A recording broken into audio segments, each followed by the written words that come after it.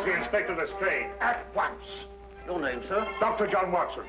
He's expecting you, sir? In a way, I believe he is. Well, I'll tell him you're here, sir.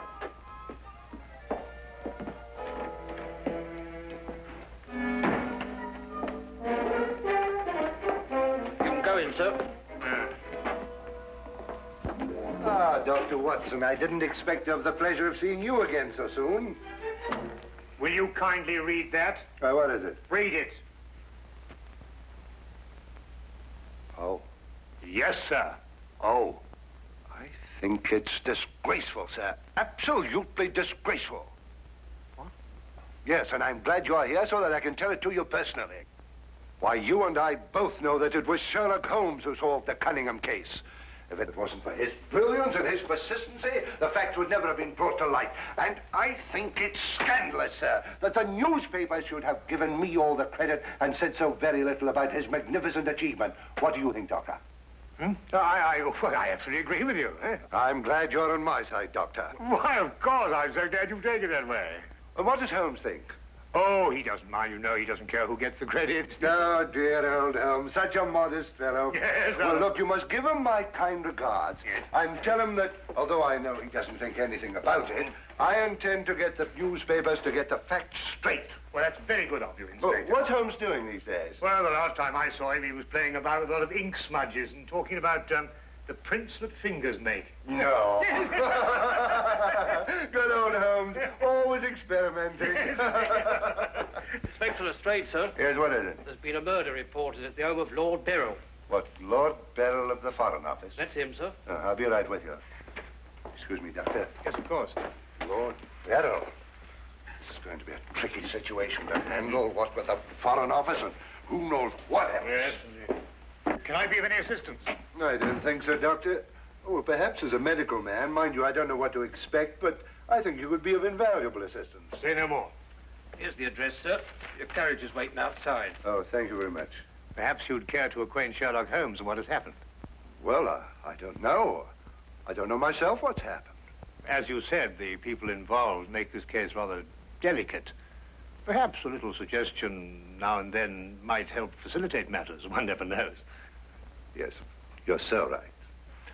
Take a message to Mr. Sherlock Holmes of 221 Baker Street. 221B. Yes, of course, 221B Baker Street. Tell him what has happened and drive him to Lord Beryl's residence. Yes, sir. And tell him Dr. John Watson is already there. The flat's the first floor up. Yes, sir. Very good, sir.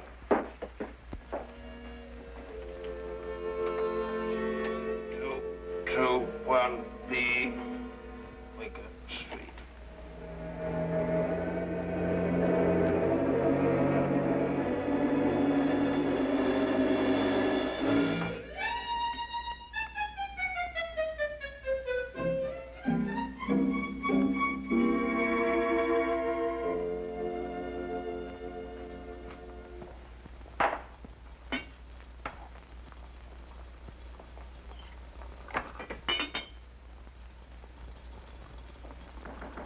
Come in.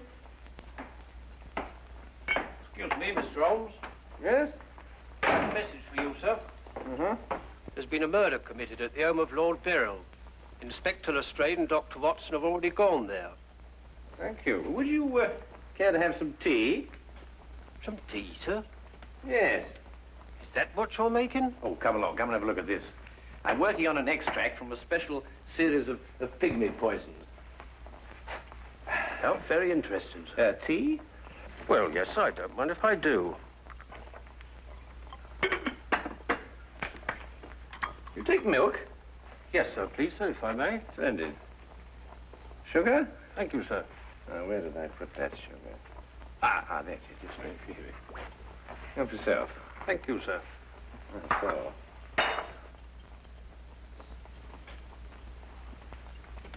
What's this you're doing here, sir? Well, I believe that certain poisons, if taken in the correct doses, can actually have beneficial rather than fatal effects. Now, that's very interesting, sir. Yes, it is, isn't it? And what's all this over here, sir? Oh, that? Oh, those are some tropical leaves. They were sent to me by a friend of mine who hunts in that part of the country. The essence, you see, passes through this tube, down here and across the table, and is condensed in that retort there. And what's that stuff in the bottom there? That's lime. That acts as a catalytic agent to combine the essence of the leaves with a dark, tar-like substance, which you can see at the bottom.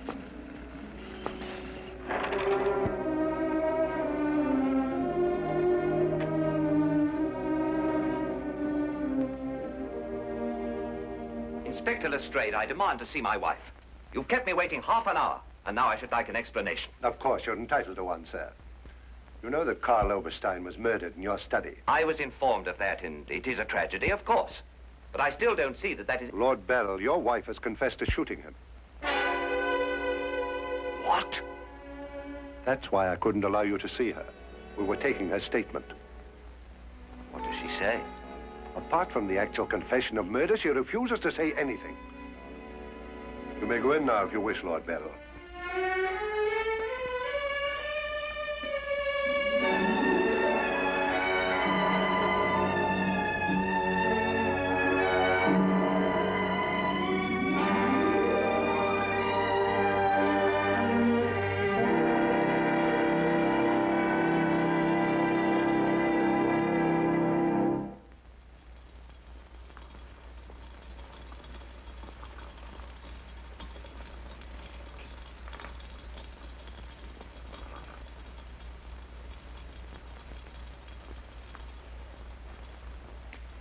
What's that you're putting in now, sir? Well, it's a form of acid dye. Yeah.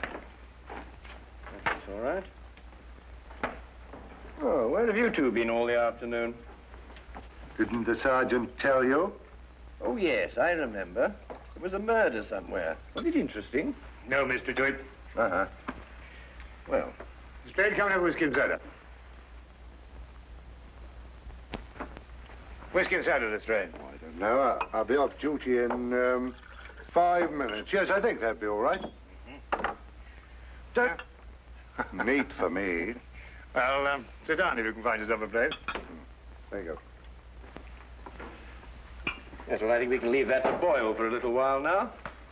Now, gentlemen, what's the problem? Who was murdered? A man named Karl Oberstein. Oberstein. Oberstein. Oh, yes, I remember. An Austrian chap. He was originally, but of course, for a number of years, he's been a freelance agent. Mm-hmm. Buying and selling anything he can get his hands on, eh? But his hands in a bit too much this time. Lady Beryl shot him. Holt Smith, 38. Oh, really? It was a nasty bit there. I examined the body before it was removed. Entire back of the head gone. Instantaneous death, of course. Did you find the bullet? No, the police surgeon will do that. It hadn't come out. Yes, and that shot in the back of the head removes any possible chance Lady Beryl may have had of claiming self-defense. You're off duty now, aren't you, Wilkins? Yes, sir. You may go home. Thank you, sir. It's been a pleasure working for you this afternoon, Mr. Holmes. I'd like to know how it all turns out. I'll let you know. Thank you, sir. Good afternoon, sir. I feel sorry for Lord Beryl. There'll be quite a scandal when this appears in the papers. Yes, it certainly will be. I wonder why Lady Beryl lied to you. What nationality was Lady Beryl originally? Well, she was born in Austria, although she was brought up in America. She's been here in England for the past 5 years, since her marriage, you know. It's a shame a woman like her has to remain in prison. Still, she might decide to tell you...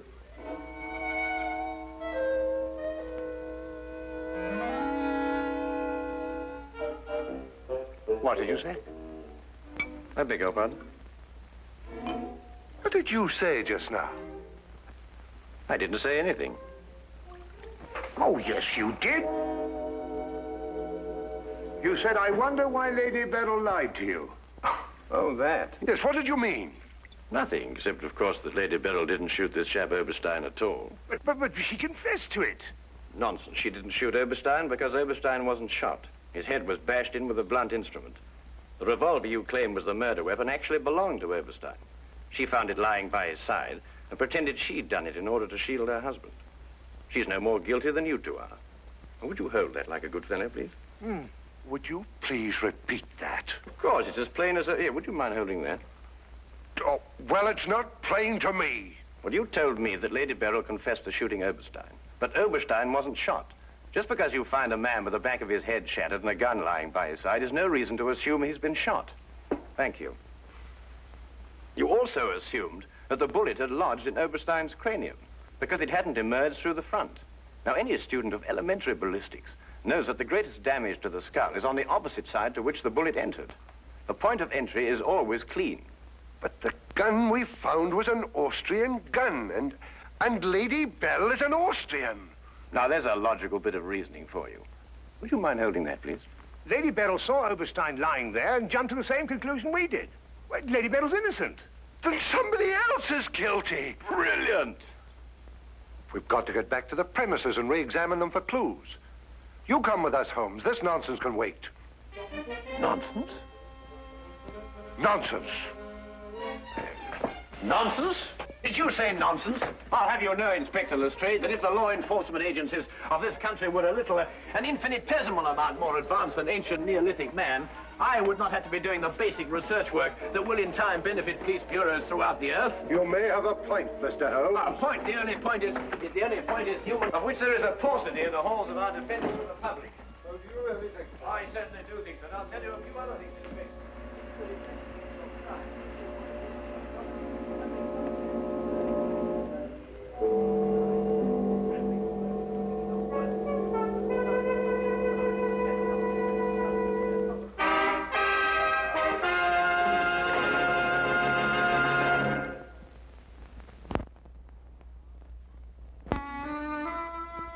And now we return to the case of Lady Beryl. Yes, is to be dependent 90% on a good memory. Details, Lestrade, those are the things.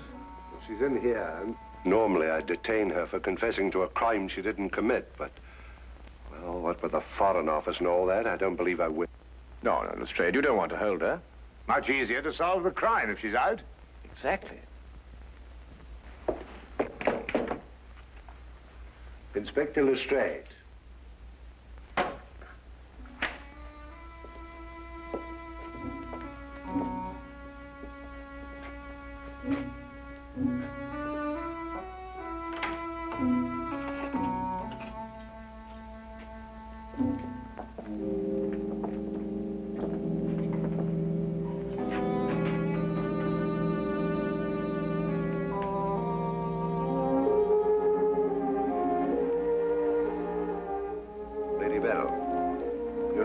We're releasing you.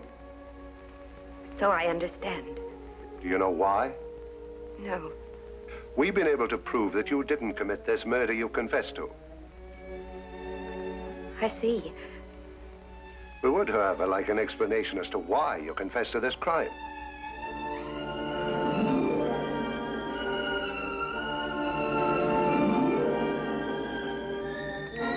I prefer not to explain my actions, Inspector.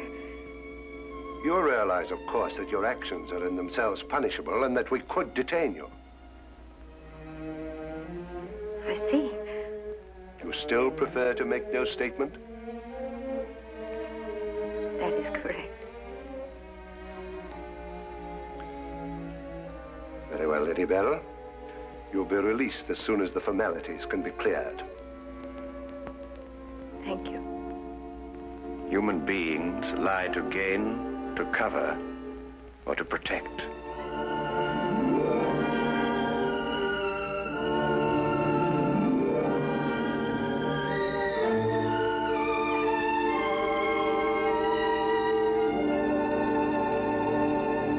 I don't know how to thank you, Mr. Holmes.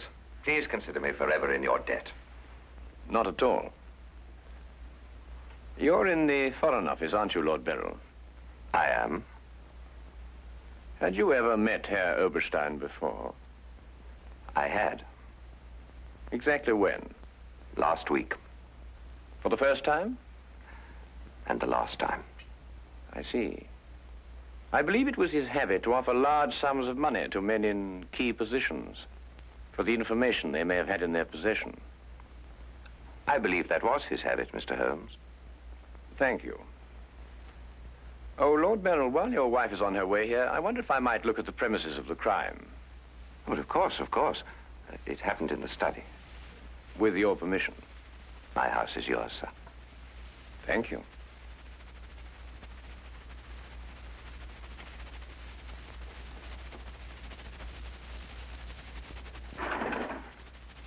Well, now, let me see. Karl Oberstein was lying about there. Of course, it's been removed. Yes, yes, of course. I see you cleaned everything up with your usual remarkable efficiency, Lestrade. Now, look here, Holmes. I didn't know there was going to be any mystery about this affair. Oberstein's head was here, Holmes, and his feet were there. Thank you, Watson.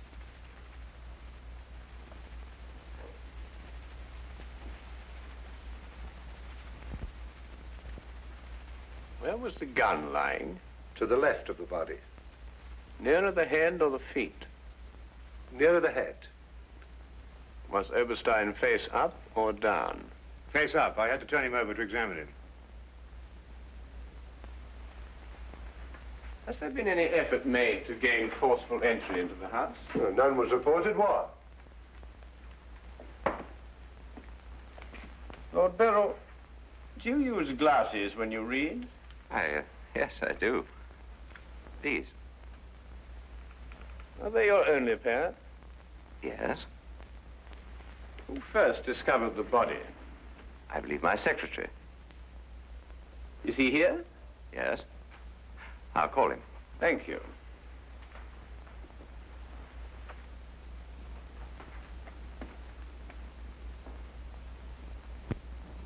Lestrade, where was Lord Beryl at the time you estimated the crime was committed?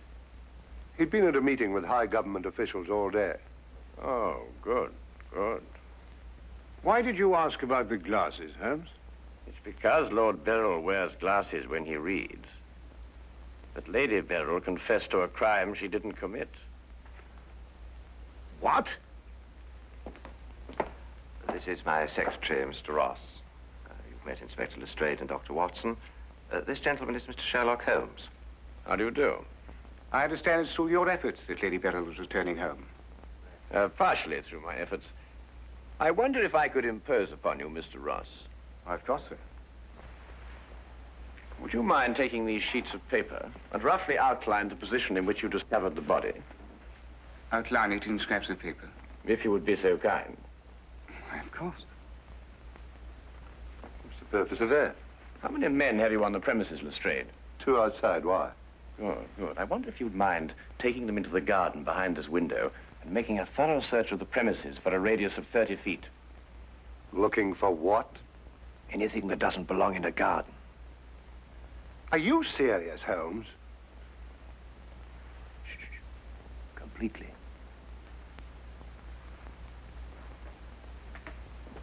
Let's got him out of our way. Have you examined your safe, Lord Beryl? I have, Mr. Holmes. All my papers are intact. Excellent, excellent. Does Mr. Ross have the combination to your safe? Yes? There's been no question of robbery. Of course not, Ross. One must ask these questions in an investigation. Of course. Good afternoon, Lady Beryl. Nina, my darling. How are you? I'm all right, George. Quite all right. You must rest. This experience must have been horrible for you. It's all right. It didn't last long enough to be too difficult. I don't know how, but Holmes has solved the entire thing. Has he really? Not entirely, Lady Beryl. Not yet. Do you expect to? I can only hope to. Mr. Holmes, if there's anything I can do to help. If it would not be too much of an imposition, Lady Beryl, I would like you to retake the position in which Mr. Ross discovered you when he entered the room. Mr. Holmes, my wife has had a harrowing experience. Please consider her nerves at this point. You're forgetting, Lord Beryl, that your wife confessed to a crime she didn't commit. The circumstances are somewhat exceptional. But if Lady Beryl would rather not... It's quite all right, George. Now, let me see.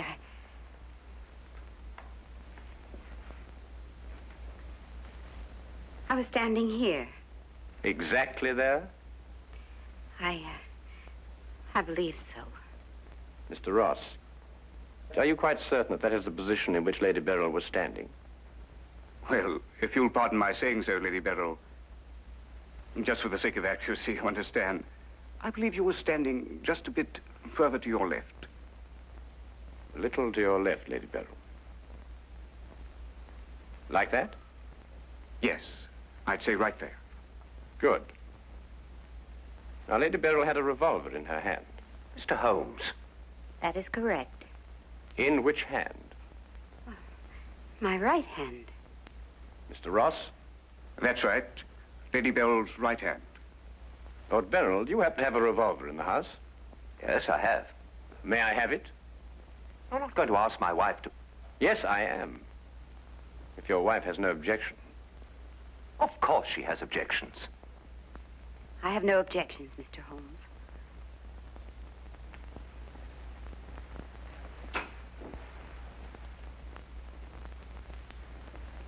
Ah, excellent. A .38 caliber. Do you notice, Watson, that it's patterned very closely after the Schmidt-Holtz, the revolver in question? Lady Beryl, is that the way you held it? I believe so. Mr. Ross? Yes, it was like that. Mr. Ross, I'd like you to think very hard. A great deal depends on what you're going to say now. As far as you can remember, that was the position of Herr Oberstein's body? Yes. And where in relation to Herr Oberstein's body and Lady Beryl were the broken eyeglasses? Over there. There? Yes.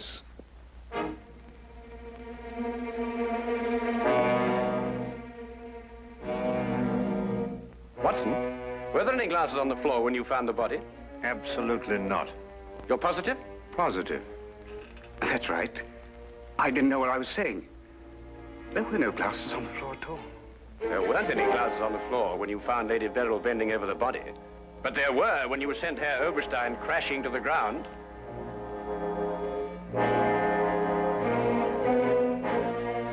Before you run, Mr. Ross, look at Lady Beryl. I don't understand this, Mr. Holmes. Oh, very simple, really. Herr Oberstein approached you with an offer to buy Foreign Office secrets. You threw him out. Then Ross contacted him, prepared to sell him the secrets. Well, there's nothing missing from the safe. Of course not. If you sold anything, you'd have been found out. Herr Oberstein came here expecting to buy. You opened the safe, showed him the papers he wanted. He put his glasses on to examine them. And then when he paid you, you smashed his skull in. He fell, breaking his glasses. His revolver dropped from his pocket. Then you replaced the papers, pocketed the money, and left. It's a lie. Why, you filthy... The unfortunate point occurred when Lady Beryl discovered the body. You read the evidence incorrectly. I thought the gun was my husband's. Similar, but not the same. And the glasses. A very common variety of frame. You gathered up the pieces, except a few fragments, and threw the frames away. Yes. Then you lied to protect your husband. Yes. Nina. Brilliant, Holmes. Absolutely brilliant. Thank you, Watson.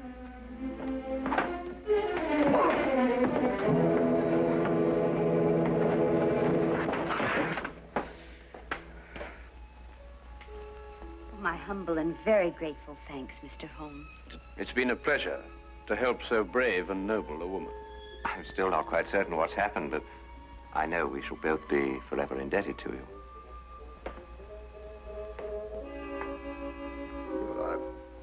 Searched the whole garden, Holmes. Couldn't find anything but this old pair of glasses. They're broken at that. Really? Mr. Holmes has solved the entire case, Inspector. He has? How? By the little things, Lestrade. The little things that one must remember. The little things that make the difference between success and disaster. One must never forget that the difference between... Good heavens. Watson, What is it, Holmes? I left the gas on under the experiment. All Baker Street will be blown up. Holmes, I turned it off.